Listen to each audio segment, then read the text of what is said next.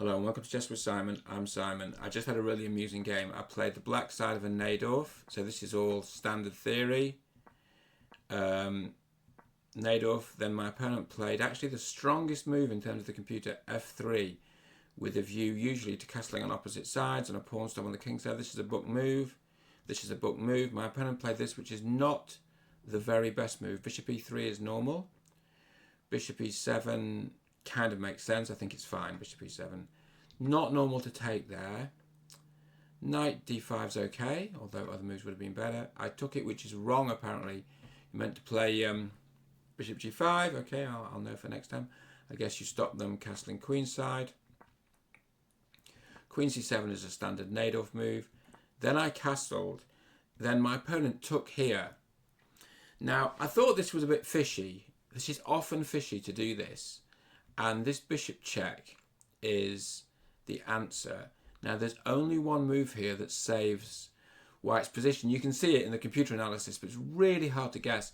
Because if you put the knight in the way, we just take the queen. If you put the rook in the way, you're winning at least an exchange. Actually, you just take the queen. So my opponent moved the king, and then you've got this amazing move.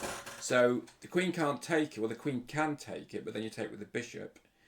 And my opponent played very kindly to let me show the checkmate. Take there, check, knight in the way, checkmate. Oh, look at that. It's a queen sacrifice of sorts. But it's a queen sacrifice where the queen doesn't take anything. She just sits there and lets herself be taken. But, you know, the chess, and particularly the Najdorf, is beautiful in this sense that there's all sorts of interesting ideas in there. Now, after this check, the only idea that saves is f4. Now, you say, well, why does f4 even work?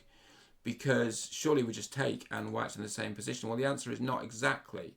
Because then when the king moves, there's no longer rook d8 because the bishop's no longer defending d8.